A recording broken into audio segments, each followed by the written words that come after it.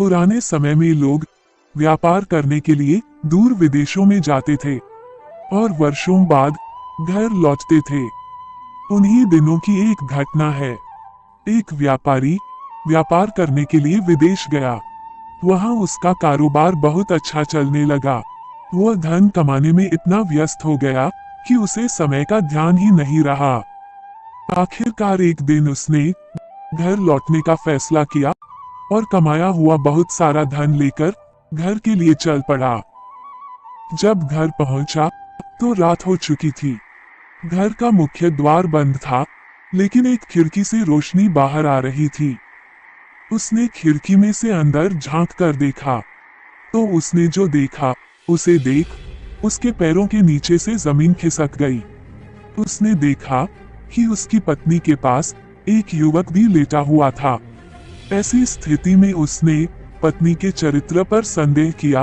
व्यापारी ने विचार किया, ऐसे घर में रहने से क्या फायदा जहाँ ऐसी स्त्री हो।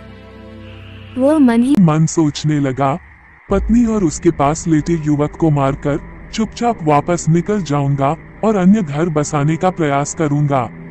तभी उसकी नजर दीवार पर पड़ी, जहां एक लाइन लिखी हुई थी, किसी कार्य को करने से पहले थोड़ा सोच लेना चाहिए, क्योंकि सोच विचार न करना बड़ी विपत्तियों का कारण बन सकता है। ये पढ़ने के बाद व्यापारी ने अपना निर्णय बदल दिया और घर का दरवाजा खटखटाया।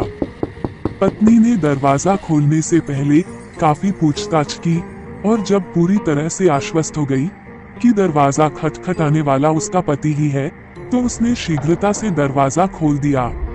पति को देखकर पत्नी बहुत ही प्रसन्न हुई। उसने फौरन युवक को भी जगाया और पति से कहा, ये आपका पुत्र है जो अब पूरे 20 वर्ष का हो गया है। 18 वर्ष पहले जब आप विदेश गए थे तब ये 2 साल का था। पिता की आंखों से आंसू बहने लगे। उसने पुत्र को गले से लगा लिया। अब व्यापारी का संदेह खत्म हो चुका था। एक लाइन ने न केवल उसे पुत्रहंता होने के पाप से बचा लिया, बल्कि उसकी गृहस्थी भी उजड़ने से बच गई।